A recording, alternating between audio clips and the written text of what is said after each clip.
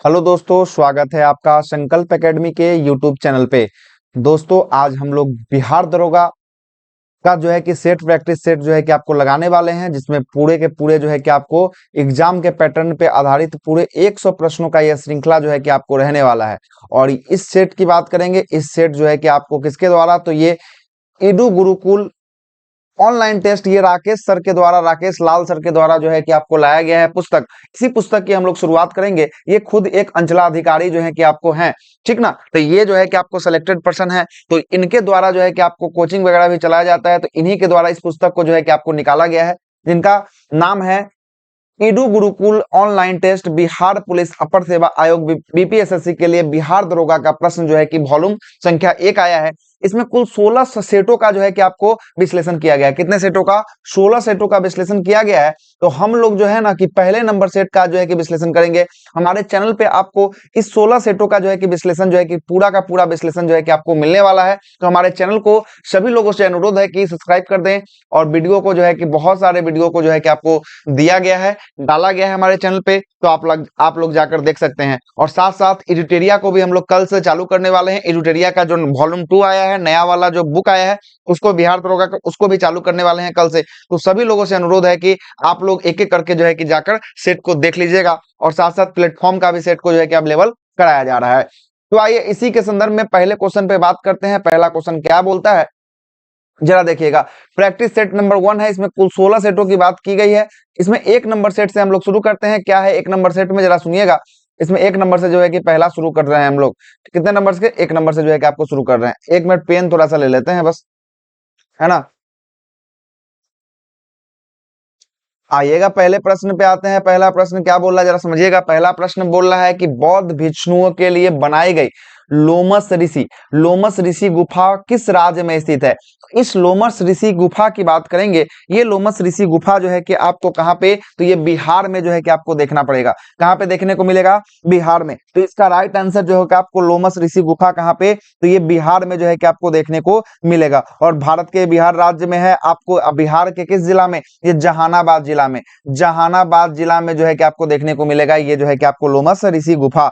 और ये लोमस ऋषि गुफा जो है कि कौन से पहाड़ी, तो नागार्जुन सागर की पहाड़ी में जो है कि आपको स्थित है। आपको लोमस ऋषि, और एक आपका बराबर की जो है कि आपको पहाड़ी है। बराबर की पहाड़ी जो है कि आपको, बराबर की पहाड़ी भी जहानाबाद में जो है कि आपको स्थित है। बराबर की पहाड़ी में 4 गो जो है कि आपको बनाया गया था, आजीविकों को दान में दिया गया था। कर्ण था, विश्व झोपड़ी था, सुदामा था, चौपार था। ये जो है कि आपको कहाँ था? ये जो है कि आपको जहानाबाद में। ठीक, अगला प्रश्न देखिएगा। दूसरा प्रश्न क्या बोल रहा है?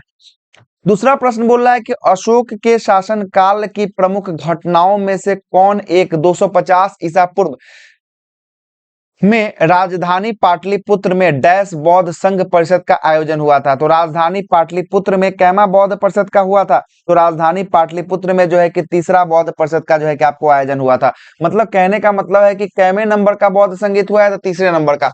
पहला हुआ है राजगीर में, दूसरा हुआ है जो है वैशाली में, तीसरा हुआ है पाटलिपुत्र में, चौथा हुआ है कुंडलवन कश्मीर में जो है कि आपको चौथा हुआ है। पहला की बात करेंगे, पहला सुन लीजिएगा। पहला जो है कि आपको महाकश्यप के इसकी अध्यक्षता में, दूसरा साबक मीर की अध्यक्षता में, तीसरा मोगलीपुत्र तीस की अध्यक्षता में, और चौथा में वसुमित्र अध्यक्ष थे, और उपाध्यक्ष जो है कि आपको अश्वघोष थे। अब किसके शासनकाल में पूछेगा? पहला जो है कि आपको किसके शासनकाल में? अजात शत्रु के शासनकाल में जो हर्यक वंश का था। दूसरा कालाशोक के शासनकाल में जो शिशुनाग वंश का था। तीसरा अशोक के काल में जो मौर्य वंश का था। और चौथा जो है कि आपको कनिष्क के काल में जो कुषाण वंश का था। पहला बौद्ध संगीत की बात करेंगे। पहला बौद्ध संगीत में विनय पिटक और आपको शुद्ध पिटक की जो है कि आपको परिकल्पना होती है। दूसरी की बात करेंगे। दूसरा में जो होता है कि आपका क्या होता है, तो बौद्ध धर्म का आंशिक विभाजन हो जाता है।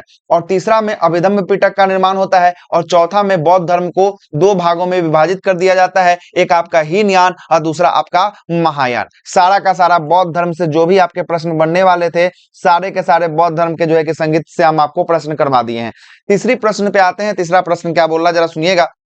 तीसरा प्रश्न बोल रहा है कि आपका 4वीं शताब्दी ईसा पूर्व में मगध की राजधानी डैश में हस्तांतरित कर दी गई। 4वीं शताब्दी में मगध की राजधानी को कहां हस्तांतरित कर दिया गया? तो ये जो कर दिया गया आपको, ये जो है कि पाटलिपुत्र, इसकी राजधानी को हस्तांतरित कर दिया गया। कहां पे? पाटलिपुत्र हस्तांतरित जो है कि आपको कर दिया गया। ठीक है। किसके द्वारा? तो शिशुनाग वंश के द्वारा जो है कि आपको कर दिया गया, और उदयन लेके आया था पाटलिपुत्र, इसको याद रखिएगा। अगला प्रश्न चौथा, चोल वंश के अंतर्गत किसानों की बस्तियों को किस नाम से जाना जाता था? चोल वंश के अंतर्गत किसानों की बस्तियों को हम लोग ऊर के नाम से जानते थे। किसके नाम से जानते थे? ऊर के नाम से जो है कि आपको जाना जाता था,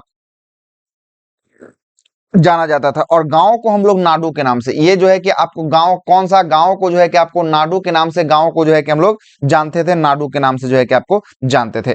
चलिएगा अगले प्रश्न पे आते हैं। अगला प्रश्न है कि चंद्रगुप्त ने डैश के खिलाफ विद्रोह का नेतृत्व किया और उसे उखाड़ फेंका। किसके जो है कि आपको खिलाफ किया था? तो ये 5 का हो जाएगा। कौन सा? ये नंद वंश के शासक घनानंद। कौन सा? नंद वंश के शासक घनानंद था। घनानंद के जो है कि आपको दरबार में जो है कि आपको कौन गया था? तो ये जो कौटिल्य विष्णुगुप्त जो है कि आपको गए थे, है ना। इन्हीं को जो है कि एक पंडित थे, इनका अपमान जो है कि घनानंद के द्वारा किया गया। जब इनका अपमान किया गया तो इन्होंने जो है कि बोला था कि एक दिन ऐसा समय आएगा कि मैं तुम्हें साम्राज्य का उखाड़ फेंकूंगा, और उसी में जो है कि आपको नेतृत्व किसका? चंद्रगुप्त मौर्य का जो है कि आपको बनाए। सब कुछ शिक्षा उक्षा देने के बाद जो है कि चंद्रगुप्त को जो है कि आपको किसके खिलाफ? घनानंद, नंद वंश के खिलाफ जो है कि घनानंद के खिलाफ जो है कि आपको लड़ने के लिए, और नंद वंश के घनानंद को जो है कि आपको उखाड़ फेंक दिया चंद्रगुप्त मौर्य ने। और नंद वंश के बाद मगध में कौन सा वर्ष? तो मौर्य वंश का जो है कि आपको नींव पड़ता है, मौर्य वंश का। तो आइए इसका भी आंसर हो जाएगा ऑप्शन नंबर डी। छठे के बात करेंगे। छठा प्रश्न क्या है जरा सुनिएगा। समुद्रगुप्त निम्नलिखित में से जो है कि आपको बोल रहा है कि निम्नलिखित में से भारत का जो है कि आपको नेपोलियन किसे कहा जाता है? तो भारत की नेपोलियन की बात करेंगे तो ये समुद्रगुप्त को जो है कि आपका भारत का नेपोलियन जो है कि आपको कहा जाता है। और समुद्रगुप्त के दरबारी कवि जिनका नाम क्या था? तो हरिसेन थे। कौन थे? हरिसेन। हरिसेन जो है कि किसके दरबारी कवि थे? चंद्रगुप्त के जो है कि आपको दरबारी कवि थे हरिसेन। और हरिसेन के द्वारा जो है कि लिखा गया प्रशास प्रशस्ति अभिलेख जो है कि आपको किसके द्वारा? हरिसेन के द्वारा लिखा गया है। और इसमें सैन्य विजय के बारे में जो है कि आपको जानकारी देखने को मिलता है, सैन्य विजय के बारे में जानकारी देखने को मिलता है। अगले प्रश्न पे आते हैं। अगला 7वां नंबर प्रश्न क्या बोल रहा है? महमूद गौरी का पहला आक्रमण डैश में हुआ जब उसने मुल्तान पर हमला किया था। कब हुआ था? तो ये मुल्तान पर हमला किया था कब? तो ये 1175 ईस्वी में। कब किया था? 1175 में जो है कि आपको गौरी ने मुल्तान पर हमला किया था। और मुल्तान पर हमला कर सिंध का जो है कि मुल्तान और सिंध का विजय किया। उसके बाद मोहम्मद गौरी का पहला जो है कि आक्रमण 1575 में हुआ था। कहाँ पे? भारत में 1575 में हुआ था। चलिएगा अगले प्रश्न पे आते हैं। अगला प्रश्न सुनिएगा। अगला प्रश्न है कि गुजरात में सोमनाथ मंदिर पर किसने आक्रमण किया था? तो गुजरात ने सोमनाथ मंदिर पर आक्रमण किसने किया था?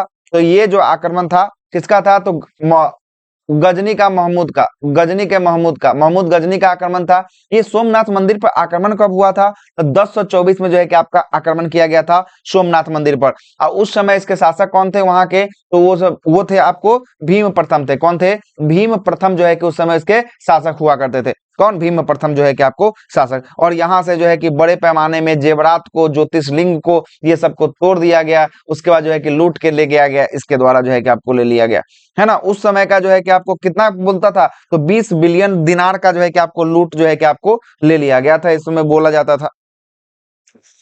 अगले प्रश्न पे आते हैं। अगला प्रश्न बोलता है कि बाबर के स्मरण या बाबरनामा जिसे तुजुक ए बाबरी के नाम से जाना जाता है, उसके रचयिता कौन है? या उसके किसके द्वारा लिखा गया है तुजुक ए बाबरी को? तो तुजुक ए बाबरी जो है कि आपको बाबर के द्वारा ही लिखा गया है। और इसका फारसी में अनुवाद जो है कि आपको किसके द्वारा? तुजुक ए बाबरी का जो है कि आपको अनुवाद अब्दुल रहीम खाना के द्वारा जो है कि आपको करवाया गया था। किसके द्वारा करवाया गया था? अब्दुल रहीम खाना के द्वारा जो है कि आपको करवाया गया था। बाबरनामा के रचयिता खुद बाबर थे। तुज ए बाबरी के नाम से जो है कि आपको जाना जाता है। चलिएगा अगले प्रश्न पे आते हैं। अगला प्रश्न क्या बोलता है? अगला प्रश्न 10वां नंबर प्रश्न क्या बोलता है जरा देखिएगा। 10वां प्रश्न बोलता है कि दिल्ली में मोती मस्जिद किस मुगल शासक ने जो है कि आपको निर्माण करवाया था? तो दिल्ली का मोती मस्जिद का निर्माण जो है कि औरंगजेब के द्वारा करवाया गया था। किसके द्वारा? औरंगजेब के द्वारा जो है कि आपको करवाया गया था मोती मस्जिद का निर्माण। और बात करेंगे औरंगजेब ने लाल किला परिषद में जो है कि आपको स्थित जो है कि आपका ये मोती मस्जिद को जो है कि आपको जाना जाता है ना, जाना जाता है। चलिएगा अगले प्रश्न पे आते हैं। अगला प्रश्न क्या है, 11वां नंबर प्रश्न क्या बोलता है, अगला प्रश्न सुनिएगा। अगला प्रश्न 11वां प्रश्न क्या बोलता है, इसमें बोल रहा है कि आपका डैश में ब्रिटिश अधिकारियों पर हमला करने के कारण 1857 में मंगल पांडे को फांसी दे दिया गया। तो मंगल पांडे को फांसी जो है कि बैरकपुर में हुआ था। कहाँ हुआ था, बैरकपुर में जो है कि आपको हुआ था। और ये जो है कि आपको कितने, तो ये जो है कि आपको 34वीं नेटिव इन्फेंट्री के जो है कि आपको सेना थे, जो है कि कौन, मंगल पांडे। अब क्या हुआ था जरा सुनिएगा। जो हुआ था, ब्रेंस ब्राउन जो पुराने बंदूक थे उसके स्थान पे न्यू एनफील्ड राइफल को जो है कि आपको शुरू कर दिया गया था। 1856 की बात करेंगे, 1856 में दिसंबर के महीने की बात है ये। उसका जनवरी में क्या हुआ, जनवरी में हुआ कि जब जो बंदूक था उसका जो है कि आपको खोल, जो उसको जो है कि आपको चर्बी युक्त था, बोला जाता था गाय और सुअर का चर्बी का यूज किया गया, उसको जो है कि मुंह से खोल के पकड़ के खोलना पड़ता था, जिसके कारण जो है कि आप लोग ये लोग नहीं किए, उसी के कारण जो है कि सबसे बड़ा जो है कि आपका ये विद्रोह जो है कि सामने आया था। उसके बाद जब ये विद्रोह फटा, उसके बाद मंगल पांडे को जो है कि आपको फांसी दे दी गई। मंगल पांडे को फांसी के बाद जो है कि आपको फिर मेरठ में जाकर ये विद्रोह फटा, मेरठ से दिल्ली गया, और दिल्ली में जो है कि आपको वक्त खान के जो है कि आपको सेनापति के निर्णायक में जो है कि आपको पूरा भारत भर में विभिन्न जगहों पर जो है कि 1857 की क्रांति होती है। और इसके बाद जानते हैं 1857 की क्रांति जो है कि विभिन्न जगहों से विभिन्न लोगों के द्वारा जो है कि आपको लड़ा गया था। जैसे पटना से पीर अली, जगदीशपुर से बाबू वीर कुंवर सिंह, और लखनऊ से बेगम हजरत महल, है ना। उसके बाद जो है कि आपका लखनऊ से बेगम हजरत महल, ग्वालियर से जो है कि आपका कौन सा, तो झांसी से जो है कि रानी लक्ष्मीबाई, है ना। ग्वालियर से तात्या टोपे, ये सब जो है कि आपको लड़े थे। यही सब जो है कि इसका कहानी है, विशेष जो है कि हम लोग बाद में बात करेंगे। अगले प्रश्न पे, 12वें प्रश्न पे आते हैं। 12वां प्रश्न क्या बोलता है, जरा सुनिएगा। 12वां प्रश्न, 12वां प्रश्न बोल रहा है कि 1793 में जब अस्थाई बंदोबस्ती को लागू किया गया, उस समय बंगाल के गवर्नर जनरल कौन थे। तो बंगाल के गवर्नर जनरल जो है कि आपको कौन हुआ करते थे, तो उस समय लॉर्ड कॉर्नवालिस के समय में जो है कि आपको लाया गया था। लॉर्ड कॉर्नवालिस 1793 में बंगाल के गवर्नर थे, और जिन्हें अस्थाई बंदोबस्ती की शुरुआत किया है। और यह एक ऐसी बंदोबस्ती थी, तो भू राजस्व की प्रणाली थी, जिसमें जो है कि आपको क्या, तुगलकदारों के द्वारा जमींदार के रूप में जो है कि मान्यता दिया गया, और किसान के जो है कि आपको लगान वसूलने के लिए जो है कि आपको बोला गया था। तो भू राजस्व की प्रणाली थी अस्थाई बंदोबस्ती। ठीक है, कॉर्नवालिस के समय में जो है कि आपको लाया गया था, कॉर्नवालिस के समय अस्थाई बंदोबस्ती। एक था रैयतवाड़ी बंदोबस्ती, और एक था महालवाड़ी बंदोबस्ती। महालवाड़ी का हॉल्ट मैकेंजे, और रैयतवाड़ी का कर्नल लीड और थॉमस मुनरो जो है कि आपको रैयतवाड़ी का था। आगे आते हैं, अगले प्रश्न पे आते हैं। अगला प्रश्न क्या बोलता है, अगला प्रश्न सुनिएगा। अगला प्रश्न 13 नंबर प्रश्न बोल रहा है कि 13वां प्रश्न बोल रहा है कि वह अधिनियम जिसे ब्रिटिश इंडिया कंपनी द्वारा भारत में ब्रिटिश क्राउन को सत्ता हस्तांतरित कर दिया गया। तो कब हुआ था, तो ये जो हुआ था आपका 1858 में। कब हुआ था, 1858 में। 1857 की क्रांति जब होती है, तब जो है कि आपको लॉर्ड कैनिंग के द्वारा जो है कि घोषणा पत्र जो है कि इलाहाबाद में पढ़ा जाता है। उसके बाद जो है कि आपको कंपनी के हाथों से शासन को निकाल कर जो है कि ब्रिटिश क्राउन के हाथों में दे दिया जाता है। ये कब का था, तो 1858 का था। कब का, 1858 इसका राइट आंसर हो जाएगा। चलिएगा अगले प्रश्न पे आते हैं। 14 नंबर प्रश्न क्या बोल रहा है, 14वां प्रश्न बोल रहा है कि ब्रिटिश काल में किस वर्ष को मार्ले मिंटो के सुधार के नाम से घोषणा किया गया। तो मार्ले मिंटो कब हुआ है, तो मार्ले मिंटो जो हुआ है 1909 वाले को हम लोग क्या कहते हैं, 1909 वाले को मार्ले मिंटो कहते हैं। इसमें समझ है कि आपको मिंटो क्या था, तो मिंटो जो है कि आपको वायसराय था, और मार्ले क्या था, मार्ले जो है कि आपको भारत सचिव जो है कि आपको मार्ले था। और 1909 में पृथक निर्वाचन व्यवस्था किसके लिए, मुसलमानों के लिए पृथक निर्वाचन व्यवस्था की जो है कि आपको बात की गई थी। 1919 की बात करेंगे, 1919 में आपको क्या कहते हैं, इसको चेम्सफोर्ड अधिनियम कहते हैं, मॉन्टेग्यू चेम्सफोर्ड अधिनियम। इसमें पहली बार महिलाओं को वोट देने का अधिकार। उसके बाद जो है कि प्रांत में जो है कि आपको क्या होता है, प्रांत में द्वैत शासन की शुरुआत होती है ना। उसके अलावा जो होता है सिख समुदाय को, है ना, ईसाई को जो है कि आपको क्षेत्रीय जो है कि आपको क्या होता है, सांप्रदायिक जो है कि आपको सीटों देने की बात जो है कि आपको की जाती है। ये सब बात 1919 के एक्ट में जो है कि आपको होता है। चलिएगा अगले प्रश्न पे आते हैं। अगला प्रश्न, लॉर्ड कर्जन के संबंध में निम्नलिखित घटनाओं पर विचार कीजिए। तो लॉर्ड कर्जन के संबंध में कौन सी घटनाएं हैं, घटना में से कौन कौन से हैं। तो लॉर्ड कर्जन जो है कि बंगाल विभाजन तो लॉर्ड कर्जन के ही समय में हुआ था, तो बिल्कुल यही इसका हो जाएगा। बंगाल विभाजन की बात करेंगे, 1905 में जो है कि आपको बंगाल विभाजन लॉर्ड कर्जन के समय में किया गया। और बंगाल विभाजन को रद्द 1911 में जो है कि आपको किया गया। हॉर्डिंग द्वितीय के समय जो है कि आपको इसको रद्द कर दिया गया। चलिएगा, तो यही इसका राइट आंसर हो जाएगा, 1905 में जो है कि आपको हो जाएगा। आगे आते हैं अगला प्रश्न पे आते हैं। अगला प्रश्न क्या है? अगला प्रश्न जो है कि 16 नंबर, 1917 में महात्मा गांधी ने गुजरात के खेड़ा में सत्याग्रह का समर्थन किया था। किसके लिए खेड़ा में हो रहा था? तो ये किसान आंदोलन था खेड़ा का। कौन सा आंदोलन था? किसान आंदोलन जो है कि आपको था खेड़ा का। फसल खराब होने के कारण जो है कि आपको, और प्लेग बीमारी के महामारी के कारण जो है कि आपको समर्थन में ये किसान आंदोलन का आयोजन किया गया था। तो ये क्या हो जाएगा? इसका जो है कि ऑप्शन नंबर डी हो जाएगा।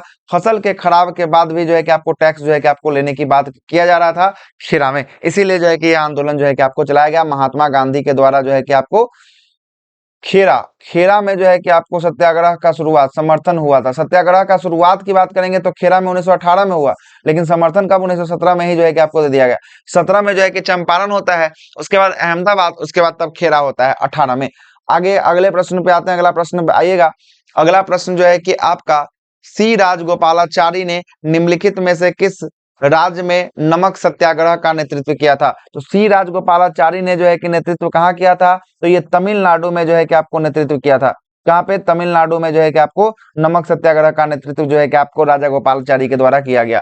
नमक सत्याग्रह की बात करेंगे। नमक सत्याग्रह की शुरुआत जो है कि आपको दांडी मार्च से होती है। दांडी मार्च जो होता है साबरमती आश्रम से जो है कि आपको दांडी तक जाया जाता है, और साबरमती आश्रम से दांडी जाने में 78 प्लस 1 मतलब 79 जो है कि आपको इनके गांधी जी के साथ जो है कि आपको जाते हैं। और उस समय जब दांडी से साबरमती आश्रम से दांडी पहुंचा जाता है तो नमक कानून को तोड़कर सविनय अवज्ञा आंदोलन की शुरुआत होती है। इसका राइट आंसर जो होगा क्या हो जाएगा? तमिलनाडु हो जाएगा। और 12 मार्च से ये 6 अप्रैल तक चलता है जो है कि नमक सत्याग्रह चलता है, दांडी मार्च।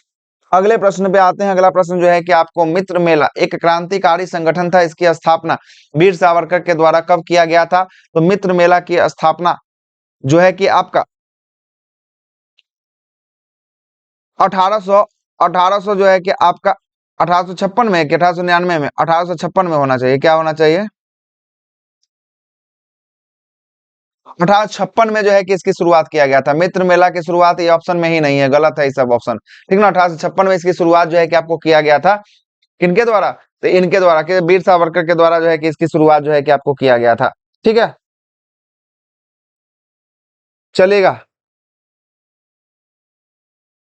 अभिनव भारत 1904 में, याद रखिएगा अभिनव भारत की स्थापना कब? 1904 में अभिनव भारत की स्थापना किया गया।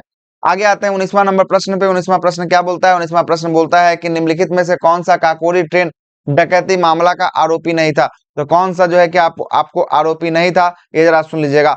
भगत सिंह। भगत सिंह इसका राइट आंसर हो जाएगा। 19 का क्या है? 19 का ऑप्शन नंबर ए।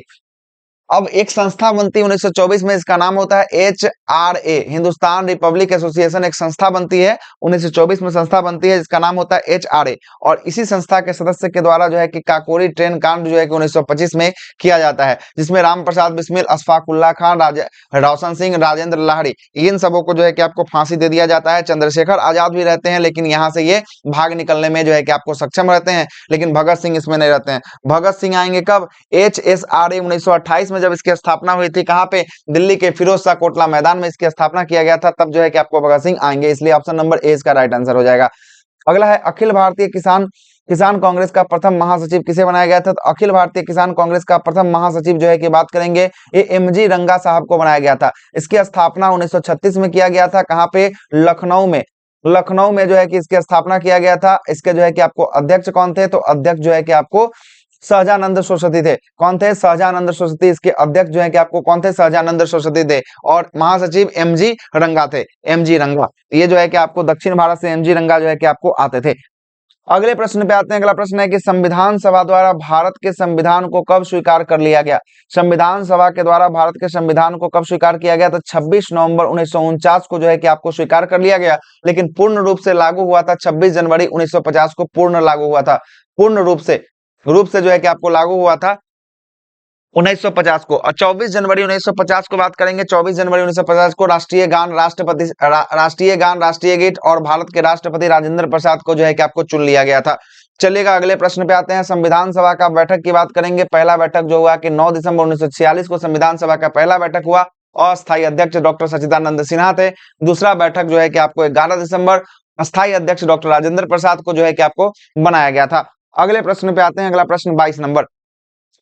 22वां प्रश्न बोल रहा है कि किस राज्य में राज्यपाल के रूप में नियुक्त राज्यपाल के रूप में नियुक्ति के लिए भारत के संविधान का निर्धारित न्यूनतम आयु क्या होना चाहिए? तो राज्यपाल के लिए न्यूनतम आयु की बात करेंगे, न्यूनतम आयु 35 साल जो है कि आपको होना चाहिए। कितना होना चाहिए? 35 साल होना चाहिए।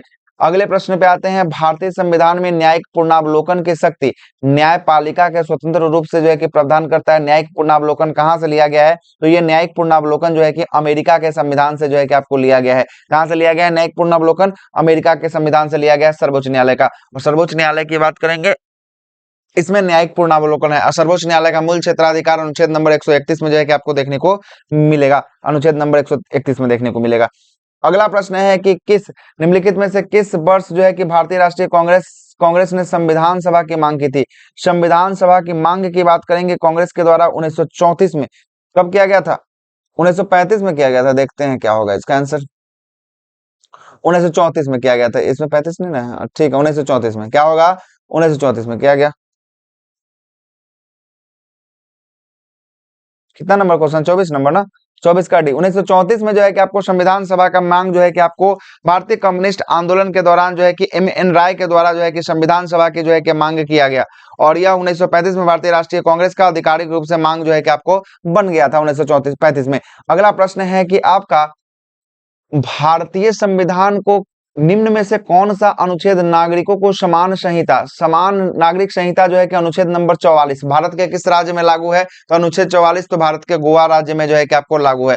45 में बोलता है, आपको कल ही बताए थे क्लास में, 6 वर्ष से या 0 से 6 वर्ष के बच्चों को जो है कि आपको स्वास्थ्य एवं आहार एवं पोषाहार के बारे में जो है कि वितरण के बारे में जो है कि आपको देखने को मिलता है। 47 में मद्य शराब निषेध था। क्या था? मद्य शराब निषेध जो है कि आपको था। अगला प्रश्न है कि भारत में संविधान सभा का निम्न में से कौन सा एक अनुच्छेद भारतीय संविधान के निम्न में से कौन सा एक अनुच्छेद एक नए राज्य का गठन की व्यवस्था जो है कि आपको करता है? तो नए राज्य की गठन की बात करेंगे अनुच्छेद 3 के तहत। किसके तहत नए राज्य का गठन? अनुच्छेद नंबर 3 के तहत जो है कि आपको करता है। अनुच्छेद 2 और अनुच्छेद 3 में जो समझिएगा, अनुच्छेद 2 में बोला गया है कि अपने ही राज्य से एक तोड़कर नया राज्य का गठन करना, ये अनुच्छेद नंबर 2 में। और अनुच्छेद नंबर 3 में बोलता है कि कोई विदेशी राज्य के अपने राज्यों में मिला लेना, ये अनुच्छेद नंबर 3 में जो है कि आपको बोलता है। चलिएगा अगले प्रश्न पे आते हैं। अगला प्रश्न क्या बोलता है? अगला प्रश्न जरा सुनिएगा। अगला प्रश्न जो बोलता है, वर्तमान में कितने राज्य? 28 राज्य, 8 केंद्र शासित प्रदेश, ये तो पता ही होगा। अगले प्रश्न पे आते हैं। अगला प्रश्न 27, निम्नलिखित में से कौन सा विषय भारतीय संविधान के 11वीं अनुसूची के अंतर्गत आता है? कौन सा विषय आता है 11वीं अनुसूची के अंतर्गत? तो यह आता है स्वास्थ्य एवं स्वच्छता जो है कि इसका राइट आंसर हो जाएगा। क्या हो जाएगा? स्वास्थ्य एवं स्वच्छता जो है कि आपको राइट आंसर हो जाएगा।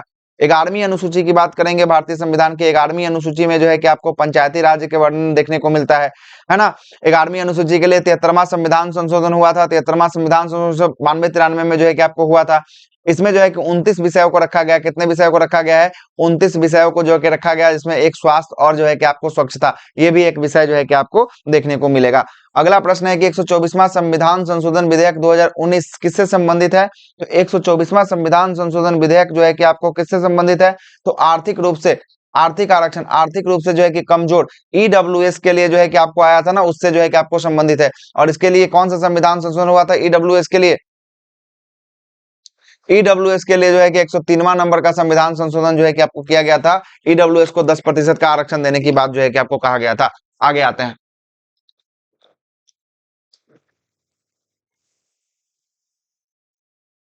अगले प्रश्न पे आते हैं। अगला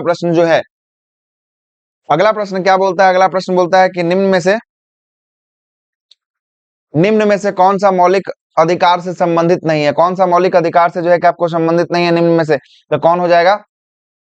तो ये जो हो जाएगा, अच्छा मौलिक अधिकार बोल रहा है ना, हाँ तो चलिएगा। शिक्षा का अधिकार, जीवन संपत्ति का अधिकार, यही आपको मौलिक अधिकार से निकाल कर कहाँ कर दिया गया? कानूनी अधिकार जो है कि आपको बना दिया गया। 44वां संविधान संशोधन नियम 1978 के तहत जो है कि मौलिक अधिकार से निकाल कर कानूनी अधिकार बना दिया गया। और अनुच्छेद नंबर 300 के क में जो है कि इसको समाहित जो है कि आपको कर दिया गया।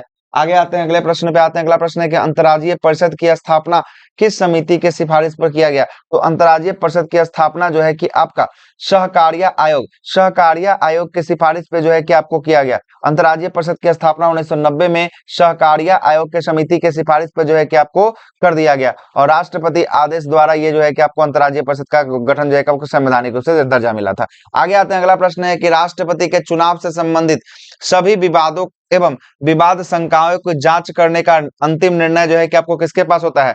अंतिम निर्णय सुप्रीम कोर्ट के पास होता है। देखिएगा सर्वोच्च न्यायालय कहीं दिया है क्या इसका आंसर? हाँ देखिए यहाँ पे है ऑप्शन नंबर 3 में जो है कि आपका सर्वोच्च न्यायालय क्या हो जाएगा? सर्वोच्च न्यायालय को जो है कि आपको ये अधिकार जो है कि आपको मिलता है। अनुच्छेद नंबर 72 के तहत जो है कि आपको अगर कोई विवाद होता है तो सर्वोच्च न्यायालय जाता है। अगला अध्यादेश जारी करने, अध्यादेश की घोषणा करने एवं शक्ति, शक्ति निम्न में से जो है कि आपको किसमें है? तो अध्यादेश जारी करने की शक्ति जो है कि आपको केवल और केवल किसमें है? तो ये राष्ट्रपति में होती है। जब जब संसद का सदन नहीं चल रहा होता है तो आर्टिकल 123 के तहत, आर्टिकल 123 के तहत जो है कि आपको राष्ट्रपति अध्यादेश जारी करते हैं। और जब संसद की पहली बैठक से 6 महीने के अंदर ये जो है कि आपको क्या होता है? इसे जो है कि आपको पास करा लेना होता है। अगर पास नहीं होता है तो वो अध्यादेश अध्यादेश ही रह जाता है। अगर पास हो जाता है तो अध्यादेश कानून में बदल जाता है। 33वां प्रश्न क्या बोल रहा है? 33वां सुनिएगा, निम्नलिखित में से कौन कौन कौन कौन कभी भारत के उपराष्ट्रपति नहीं बने हैं? तो निम्नलिखित में से कौन कभी भारत के उपराष्ट्रपति नहीं रहे हैं? ठीक ना, तो गुलजारी लाल नंदा, ये गुलजारी लाल नंदा जो है कि भारत के कभी भी उपराष्ट्रपति जो है कि आपको नहीं रहे हैं। अगला प्रश्न 34वां प्रश्न पे आते हैं। 34वां प्रश्न बोलता है कि पंचायत गठन, पंचायत गठित करने के लिए चुनाव उसके विघटन की तिथि से डैश के अवधि समाप्त होने से पहले पूरा कर लिया जाएगा। कब तक पूरा कर लिया जाएगा? तो इसको जो है कि आपको 6 महीने के अंदर में जो है कि आपको पूरा कर लिया जाएगा। कब तक पूरा कर लिया जाएगा? 6 महीने का। और पंचायती राज के बारे में वर्णन जो है कि अनुच्छेद नंबर 243 में जो है कि आपको देखने को मिलता है। कब मिलता है? 243 में जो है कि आपको देखने को मिलता है। अगला प्रश्न है कि निम्न में से किस केंद्र शासित प्रदेश को अंशतः भारत का राज्य का दर्जा दिया गया है? अंशतः भारत का राज्य का दर्जा दिया गया है, तो पुडुचेरी को भारत का राज्य का दर्जा जो है कि आपको दिया गया है। अगले प्रश्न पे आते हैं। अगला प्रश्न, निम्नलिखित में से सबसे बड़ा जो है कि आपको सबसे बड़ा ज्ञात नक्षत्र कौन सा है? सबसे बड़ा ज्ञात नक्षत्र जो है कि आपको हाइड्रा है। कौन सा नक्षत्र है? हाइड्रा जो है कि आपको सबसे बड़ा ज्ञात नक्षत्र है। हाइड्रा 88, और जिसकी संख्या क्या है? 88 है। ठीक ना, 88 है। अगले प्रश्न पे आते हैं। अगला प्रश्न सुनिएगा।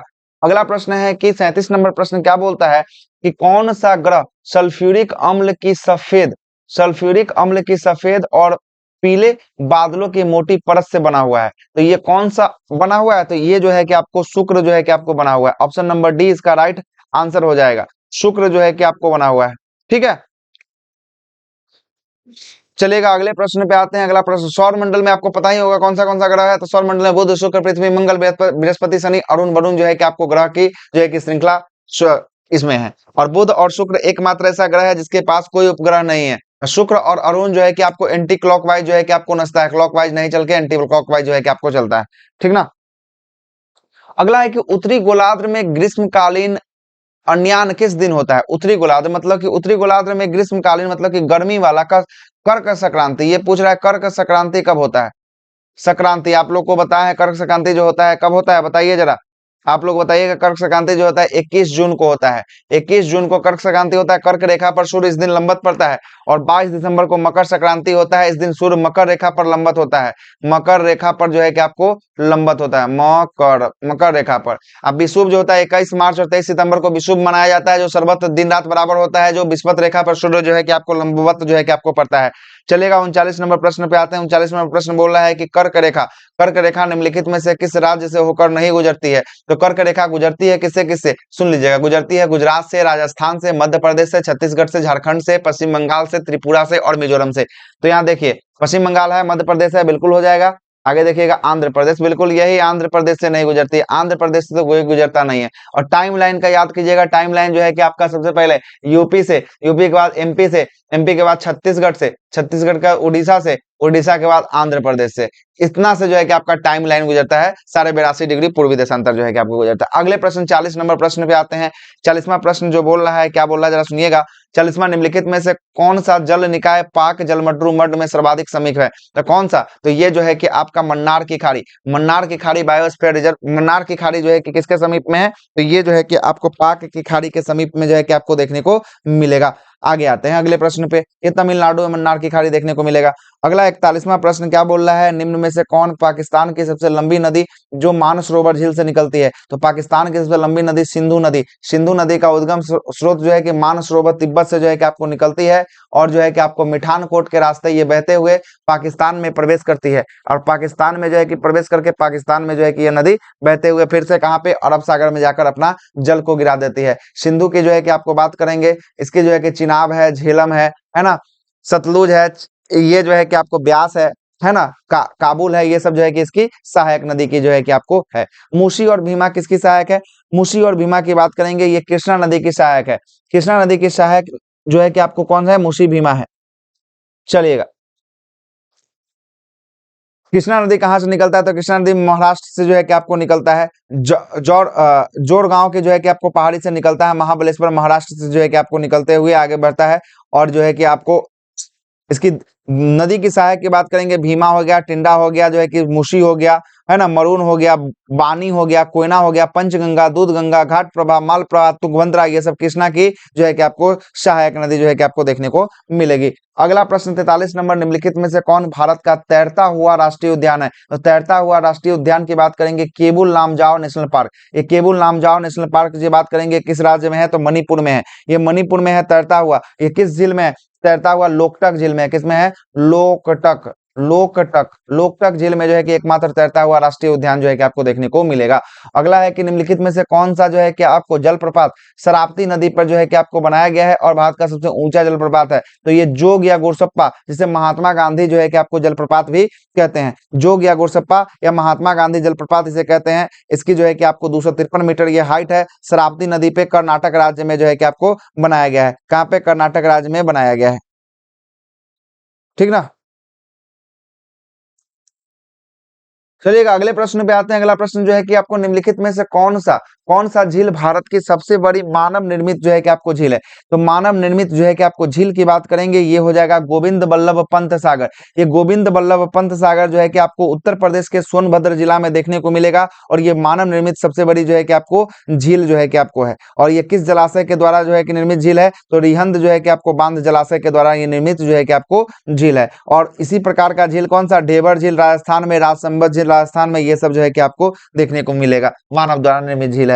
अगला है, निम्नलिखित में से कौन सा अलकनंदा और मंदाकिनी, अलकनंदा और मंदाकिनी के संगम पे कौन बनता है? तो अलकनंदा और मंदाकिनी के संगम जो है कि आपको रुद्रप्रयाग में अलकनंदा और मंदाकिनी का संगम बनता है। सबसे पहले धौली गंगा विष्णु गंगा जो है कि विष्णु प्रयाग में मिलता है। कौन सा प्रयाग? विष्णु प्रयाग में। उसके बाद जो है कि आपका कौन सा? नंदाकिनी नदी नंद प्रयाग में, पिंडार नदी कर्ण प्रयाग में, रुद्र प्रयाग में मंदाकिनी नदी और देव प्रयाग में जो है कि आपको भागीरथी नदी। भागीरथी किससे? अलकनंदा से जो है कि आपको मिलती है भागीरथी देव प्रयाग में। और प्रयागराज की बात करेंगे, प्रयागराज में यमुना नदी मिलती है गंगा से। ठीक ना, यमुना नदी किससे मिलती है? गंगा से मिलती है। उसके बाद गंगा आगे बढ़ती है जो है कि आपको कन्नौज में जो है कि आपको रामगंगा नदी मिलती है। उसके बाद गाजीपुर में गोमती, छपरा में घाघरा, हाजीपुर में जो है कि आपको हाजीपुर में गंडक, पटना में सोन, है ना। उसके बाद जो है कि गंगा फिर जाती है पश्चिम बंगाल, दो धाराओं में बढ़ जाती है, एक बंगाल की खाड़ी हुगली वाला में और एक आपका जो है कि बांग्लादेश की तरफ जो है कि आपको चली जाती है, दो धाराओं में विभक्त हो जाती है। देखिए गंगा नदी तंत्र। आगे आते हैं 47वां प्रश्न, प्रसिद्ध सांस्कृतिक स्थल रानी का बाव। रानी का बाव जो है कि आपको किस नदी पे है? रानी का बाव जो है कि कहाँ है? गुजरात में है। तो गुजरात, रानी का बाव किस नदी पे स्थित है? रानी का बाव महानदी। कौन सा? रानी का बाव कहाँ है? देखिए इसका आंसर क्या होगा? इसका आंसर होगा आपका स्वरसती नदी पर। किस नदी पे? स्वरसती नदी पे रानी का बाव है। रानी का बाव कहाँ है? तो ये गुजरात में है। कहाँ पे? गुजरात में जो है कि आपको देखने को मिलेगा। कहाँ पे? गुजरात में देखने को मिलेगा। अगले प्रश्न पे आते हैं। अगला प्रश्न पे आते हैं। अगला प्रश्न 48वां प्रश्न क्या बोल रहा है जरा देखिएगा। निम्नलिखित में से कौन सी नदी अरब सागर में नहीं, अरब सागर में नहीं गिरती है? तो कौन सी नदी अरब सागर में जो है कि आपको नहीं गिरती है? तो इसका राइट आंसर हो जाएगा कौन सा? तो ये हो जाएगा गोदावरी। गोदावरी नदी जो होती है बंगाल की खाड़ी में गिरती है और गोदावरी नदी बंगाल की खाड़ी में गिरने के साथ डेल्टा का निर्माण करती है, जबकि सिंधु नदी, ताप्ती नदी, ये सब जो है कि अरब सागर में गिरती है। और ताप्ती नदी जो है कि आपको किसका? एस्चुरी का निर्माण जो है कि आपको करती है। साबरमती नदी भी आपको इसी में अरब सागर में गिरती है। आगे आते हैं, डैश जल संधि भूमध्य सागर को अटलांटिक महासागर से जोड़ता है। कौन सी जल संधि जो होता है भूमध्य सागर को अटलांटिक महासागर से जोड़ता है? तो ये जिब्राल्टर की जल संधि। कौन सी जल संधि? जिब्राल्टर की जल संधि जो है कि आपको भूमध्य सागर को अटलांटिक महासागर से जोड़ता है, जिब्राल्टर। अगले प्रश्न पे आते हैं। अगला प्रश्न है कि कठोर मिट्टी की एक परत मृत कीट के शरीर के अंग अंग की छाप एक डैश का उदाहरण है। किसका एक उदाहरण है? तो ये जो है कि आपको जीवाश्म का उदाहरण है। किसका उदाहरण है? जीवाश्म। मर जाएगा तो मिट्टी में दबेगा तो उसके बाद किसी का? जीवाश्म का जो है कि आपको उदाहरण हो जाएगा। ठीक है। 51 की बात करेंगे। 51 में लॉरेंज वक्र क्या दर्शाता है? तो लॉरेंज वक्र की बात करेंगे तो ये आय वितरण को जो है कि आपको दर्शाता है। किसको दर्शाता है? आय वितरण को दर्शाता है लॉरेंज वक्र, जो है कि ऑप्शन नंबर बी इसका राइट आंसर हो जाएगा। अगला बोल रहा है 52 नंबर प्रश्न क्या बोल रहा है? 52 नंबर प्रश्न बोल रहा है कि पूंजीगत व्यय में प्राप्ति वृद्धि या राजस्व घाटा डैश की वजह से होता है। किसके वजह से होता है? तो यह जो होता है राजकोषीय घाटा की वजह से होता है। किसके घाटा से होता है? राजकोषीय। क्या बोलता है? पूंजीगत व्यय प्राप्ति वृद्धि या राजस्व घाटा किसके वजह से होता है? तो राजकोषीय घाटा की वजह से जो है कि आपको होता है। अगले प्रश्न पे आते हैं। 53 नंबर प्रश्न बोल रहा है कि किसी अर्थव्यवस्था में समानतः कीमत स्तर में निरंतर वृद्धि हो उसे क्या कहा जाता है? उसे हम लोग क्या कहते हैं? उसे हम लोग कहते हैं 53 है ना, 53 का जो है कि आपका सी क्या है? मुद्रास्फीति कहते हैं। क्या कहते हैं? मुद्रास्फीति जो है कि इसका राइट आंसर हो जाएगा। मुद्रास्फीति जो है कि आपको कहते हैं। किसी अर्थव्यवस्था में समानतः कीमत स्तर पर नियंत्रण वृद्धि को क्या कहा जाता है? मुद्रास्फीति कहा जाता है। मुद्रास्फीति में मुद्रा का मूल्य का मान जो है कि आपको गिर जाता है और जो है कि आपको वस्तु का मांग जो है कि आपको उसका जो है मूल्य जो है कि आपको वृद्धि हो जाता है। 54 नंबर की बात करेंगे। 54वां नंबर, निम्नलिखित में से कौन सा अप्रत्यक्ष कर केंद्र सरकार के द्वारा वसूला जाता है? कौन सा कर अप्रत्यक्ष है? अप्रत्यक्ष कर है जो केंद्र सरकार के द्वारा जो है कि आपको वसूला जाता है। अप्रत्यक्ष की बात करेंगे तो सर्विस टैक्स कौन सा हो जाएगा? 54 का जो है कि आपको सेवा कर। सर्विस टैक्स जो है कि आपको अप्रत्यक्ष कर हैं जिन्हें जो है कि आपको अन्य व्यक्ति के द्वारा हस्तांतरित किया जा सकता है ना, और ये केंद्र सरकार के द्वारा जो है कि आपको वसूला जाता है। जीएसटी परिषद की अध्यक्षता कौन करता है? तो जीएसटी परिषद की अध्यक्षता जो है कि आपको कौन करती है? वित्त मंत्री। कौन करती है? वित्त मंत्री जो है कि आपको जीएसटी परिषद की अध्यक्षता जो है कि आपको वित्त मंत्री के द्वारा जो है कि आपको किया जाता है। अगला प्रश्न 56 नंबर, टिंडल प्रभाव किसके कारण होता है? तो टिंडल प्रभाव जो होता है प्रकाश में होता है। प्रकाश के प्रकीर्णन के कारण जो है कि आपको टिंडल प्रभाव जो है कि आपको होता है। यह टिंडल प्रभाव के कारण देखिएगा, एक बंद रूम में ना एक छोटा सा छिद्र से अगर कोई प्रकाश आएगा ना तो जो धूल कण उड़ रहे होंगे वो आपको दिखाई देने वाले हैं। किसके कारण? यही टिंडल प्रभाव के कारण जो है कि आपको दिखाई देने वाले हैं। 57वां प्रश्न की बात करेंगे। फिम्नोलॉजी में डैश का अध्ययन किया जाता है। फिम्नोलॉजी में जो है कि आकाशीय बिजली का जो है कि आपको अध्ययन किया जाता है। किसका? आकाशीय बिजली का अध्ययन किया जाता है फिम्नोलॉजी में। आगे आते हैं अगले प्रश्न पे। किस घटना के कारण साफ आकाश का रंग जो है कि आपको नीला हो जाता है? किस घटना के कारण साफ आकाश का रंग जो है कि आपको नीला हो जाता है? तो प्रकाश के प्रकीर्णन के कारण जो है कि आपको नीला हो जाता है। किसके कारण? प्रकाश के प्रकीर्णन के कारण जो है कि आपका नीला होता है इसका रंग। ठीक है, आगे चलते हैं। 59 की बात करेंगे। 59 में क्या दिया है जरा सुनिएगा। 59 में बोलता है कि निम्न में से कौन सा समीकरण भौतिक में दाब को दर्शाता है? तो भौतिक में दाब को कौन दर्शाता है? तो दाब बराबर होता है बल बटा क्षेत्रफल। तो बल बटा क्षेत्रफल मतलब कि फोर्स बटा एरिया। ये देखिए यही हो जाएगा, force by area. Option number B इसका राइट आंसर हो जाएगा। अगला है कि धातुओं के माध्यम से विद्युत चालकता को इलेक्ट्रॉन चालकता भी कहा जाता है। और यह क्या करता है? तो यह क्या करता है? तो जरा सुनिएगा। यह जो है कि आपको तापमान में वृद्धि के साथ जो है कि आपको घटता है। क्या होता है? तापमान में वृद्धि के साथ जो है कि आपका घटता है। ऑप्शन नंबर ए इसका राइट आंसर हो जाएगा। अगला प्रश्न है कि प्रकाश के जो है कि आपको वर्ण क्रम की व्याख्या सबसे पहले किसने किया था? तो प्रकाश में वर्ण क्रम की व्याख्या जो है कि आपको सबसे पहले आइजेन न्यूटन साहब के द्वारा जो है कि आपको किया गया था। किसके द्वारा किया गया था? आइजेन न्यूटन के द्वारा जो है कि आपको किया गया था। अगला प्रश्न है कि पोटेशियम परमैंगनेट की एक अणु में कितने ऑक्सीजन परमाणु मौजूद होते हैं? तो पोटेशियम परमैंगनेट KMnO4 होता है। तो इसमें 4 देखिए तो कहीं है क्या? 4 है। 4 देखिए बिल्कुल सही है। KMnO4 होता है, 4 होता है। इसका राइट आंसर 4 हो जाएगा। अगला प्रश्न है कि डोलामाइट किसका एक्स है? डोलामाइट की बात करेंगे। ये मैग्नीशियम का जो है कि आपको एक्स होता है। कौन होता है? मैग्नीशियम का एक्स होता है। डोलामाइट होता है, ब्रूसाइट होता है, सरपेंटाइन होता है। ये सब जो है कि आपको एक्स होता है। ठीक ना। आगे आते हैं 64वें प्रश्न पे। 64वां प्रश्न बोल रहा है कि निम्नलिखित में से किसी तत्व के सबसे कम विद्युत ऋणात्मकता होती है? किसकी होती है सबसे कम विद्युत ऋणात्मकता? किसकी होती है? तो ये जो होता है आपका ये जो होता है आपका फ्रेंसियम का सबसे कम जो है कि विद्युत ऋणात्मकता किसका होता है, फ्रेंसियम का जो है कि आपको होता है। अगला है ग्रेफीन, क्या है ग्रेफीन जो है कि आपका लोहा का एक मिश्रण धातु है, कार्बन का एक अपरूप है, तीन है। चलिए कार्बन का एक अपरूप जो है कि आपको नैनो प्रतिकन को ही हम लोग क्या कहते हैं, ग्रेफीन जो है कि आपको कहा जाता है नैनो, कार्बन का नैनो प्रतिकन को ग्रेफीन कहा जाता है। कोयला को जलने में एक अभिक्रिया है, कोयला का जलना कैसा अभिक्रिया है, ऑप्शन देखिएगा क्या दिया, कोयला का जलना जो है कि आपका कौन सा अभिक्रिया है, तो ये जो है कि आपका संयोजन अभिक्रिया है। कोयला का जलना जो है कि एक संयोजन अभिक्रिया है, कौन सा अभिक्रिया है, संयोजन अभिक्रिया है, ठीक है। आगे आते हैं, अगला प्रश्न जो बोलता है कि निम्नलिखित में से कौन सा जीव जो है कि आपको शरीर के बाहर एक खाद्य सामग्री को तोड़ता है और उसे फिर से अवशोषित कर लेता है, तो कौन सा जीव जो है कि ऐसा करता है, तो यह करता है ईस्ट या खमीर। ईस्ट या खमीर जो है कि आपको तोड़ता है, पहले तोड़ेगा, गलाएगा, सड़ाएगा, उसके बाद जो है कि फिर अवशोषित कर लेता है ना। ईस्ट या खमीर जो है कि आपको कहते हैं उसको, ठीक ना। उस दिन हम साइंस वाले क्लास में आपको ये चीज के बारे में बताए भी थे। प्रकाश संश्लेषण की क्रिया क्रिया में निम्नलिखित में से कौन सी गैस जो है कि आपको निकलती है, तो निकलने वाला उत्पाद क्या होता है, ऑक्सीजन जो है कि आपको निकलता है, जाने वाला उत्पाद क्या होता है, CO2 जो है कि आपको जाता है। तो ऑक्सीजन देखिए तो यहाँ पे है क्या, ऑक्सीजन, ऑप्शन नंबर 3 इसका राइट आंसर हो जाएगा, ऑप्शन नंबर 3 हो जाएगा। अगला प्रश्न है कि निम्नलिखित में से कौन सी रोग रोग विषाणु के कारण होता है। विषाणु मतलब क्या, मतलब वायरस के कारण जो है कि आपको होने वाला रोग, तो वायरस के कारण होने वाला रोग रूबेला हो गया, एड्स हो गया, है ना, डेंगू ज्वर हो गया, ये सब जो है कि आपको किसके कारण, ये सब वायरस के कारण होने वाला जो है कि आपको रोग हो गया। अगले आते हैं, निम्नलिखित में से किसकी कमी के कारण प्लेगला रोग जो है कि आपको होता है, प्लेगड़ा किसके कारण होता है, तो प्लेगड़ा की बात करेंगे, प्लेगड़ा जो होता है आपका किससे, तो नियासिन के कारण होता है, किससे होता है, नियासिन के कारण होता है।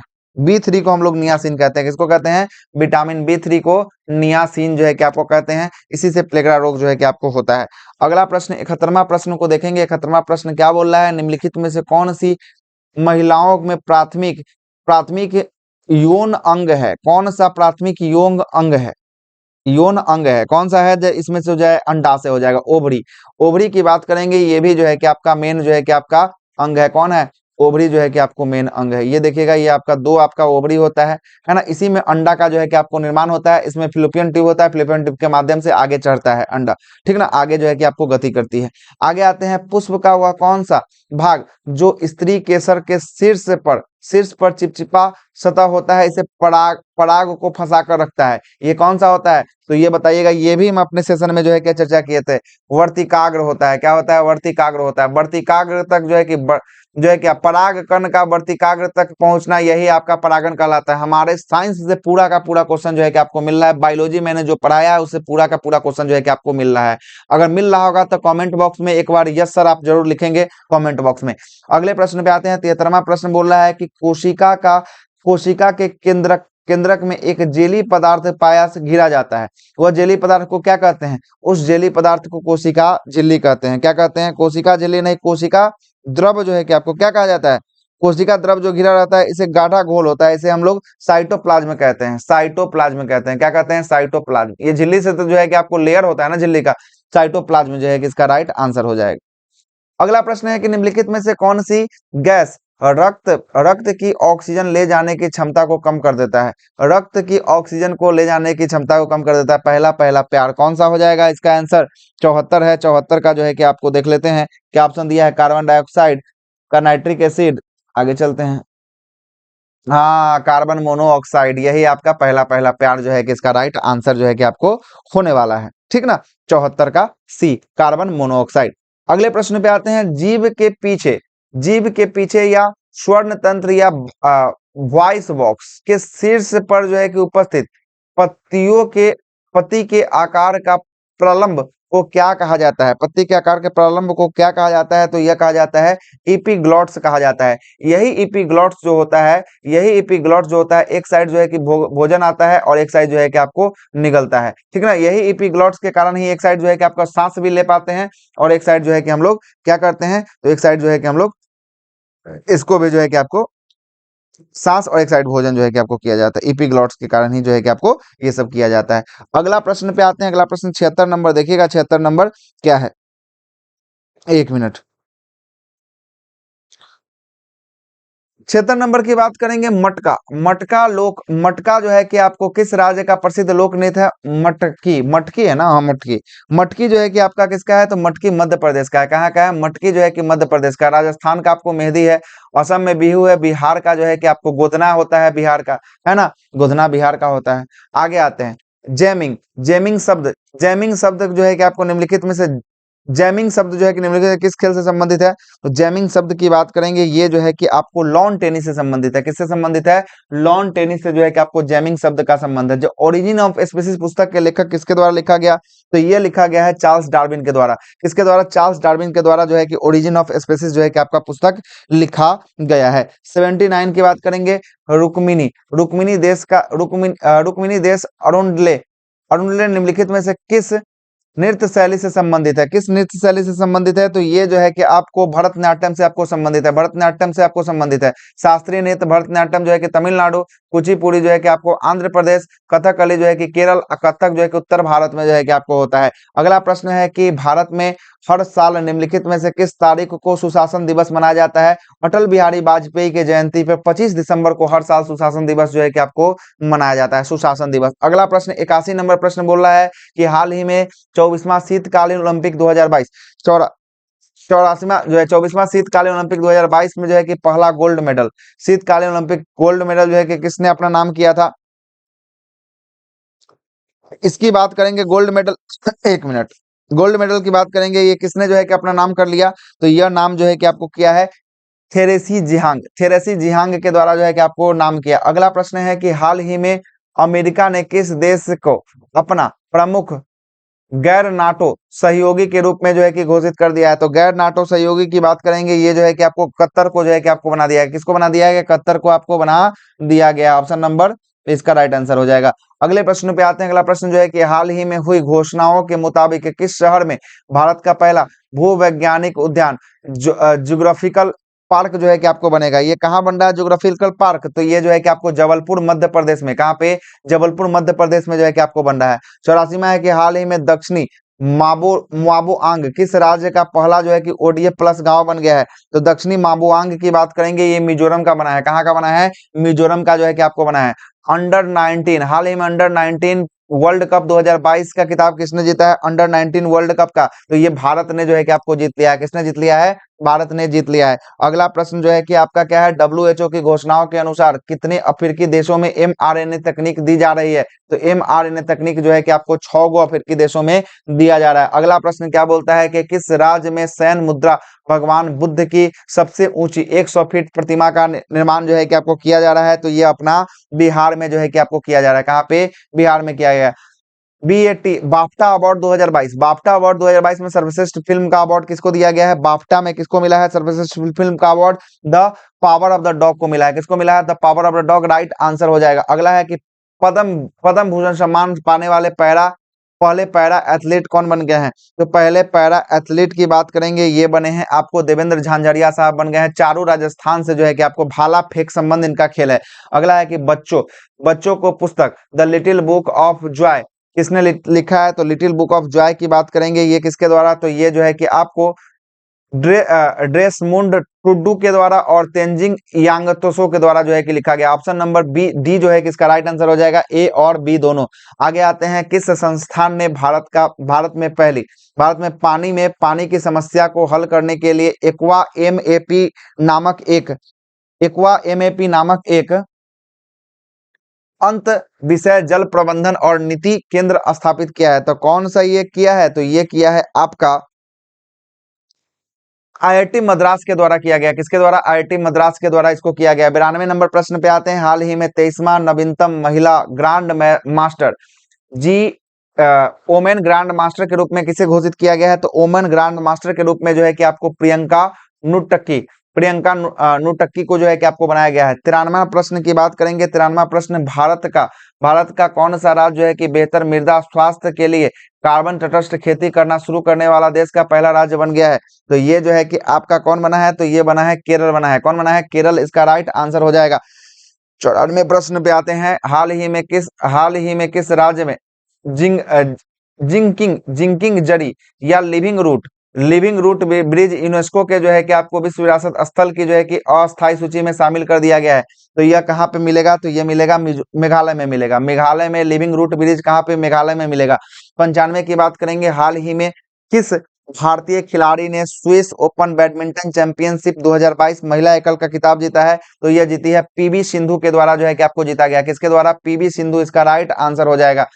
अगला प्रश्न बोल रहा है, मैथ का प्रश्न है। मैथ में देखिएगा, मैथ का इसका पीडीएफ डाल देंगे, मैथ का देख लीजिएगा ग्रुप में, टेलीग्राम ग्रुप में आप लोग ज्वाइन कर सकते हैं हमारे। जो है कि आपको डिस्क्रिप्शन में जो है कि आपको लिंक जो है कि आपको दिया जाएगा, जिससे आप ज्वाइन कर सकते हैं। ऐसे हम इसका टिक जो है कि आपको लगा देते हैं, मैथ का जो है कि क्या होने वाला है, ठीक ना। मैथ का क्या होने वाला, ज्यादा नहीं समझ में आएगा तो बोलिएगा, अगले बार से जो है कि आपको सॉल्यूशन भी कर दिया जाएगा।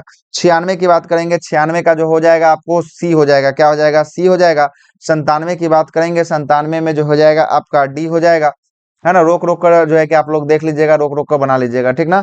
97, 98 और 99 की बात करते हैं। 98 में जो है कि आपका क्या हो जाएगा? 98 की बात करेंगे, 98 में भी आपका सी हो जाएगा। 99 तो रीजनिंग का है, आराम से बन जाएगा आपका। 99 का जो है कि आपका सी। और 100 की बात करेंगे, 100 का जो है कि आपको डी होने वाला है। क्या होने वाला है? डी होने वाला है। इसी के साथ जो है कि पहला सेट जो है कि आपको द इंड होता है। अब अगर इसका जो है कि आपको कैसा लगा, इसमें वीडियो में जो है कि आप जरूर बताइएगा कि कैसा लगा, और आपको इसका सेट नंबर 2 चाहिए या नहीं चाहिए, दूसरा सेट आपका जो है कि आपको चाहिए या नहीं चाहिए, इसके बारे में भी आपको बताइएगा। अगर संख्या कमेंट में यस का जो है कि आपका यस सर चाहिए मुझे, तो अगर 10 प्लस जो है कि आपको संख्या रहता है कमेंट में तो जरूर मैंने आपको अगला सेट जो है कि आपको मैं करवाऊंगा। इसके साथ इरिटेरिया का जो है कि आपको कल से जो है कि वीडियो अपलोड होना शुरू हो जाएगा, नया वाला पुस्तक का। तो सभी लोगों से अनुरोध है कि वीडियो नया वाला का भी जो है कि आप लोग जाकर देख लीजिएगा। साथ साथ हमारे टेलीग्राम चैनल पे आपको सारा का पीडीएफ जो है कि प्रोवाइड कर दिया जाएगा, तो सारे आप लोग पीडीएफ से भी अपने सेट को बना लीजिएगा और सॉल्यूशन आप यहाँ सुन सकते हैं। चलिए इसी के साथ इसी सेशन की यहीं पे समाप्ति करते हैं। इसी के साथ सभी को बहुत बहुत धन्यवाद।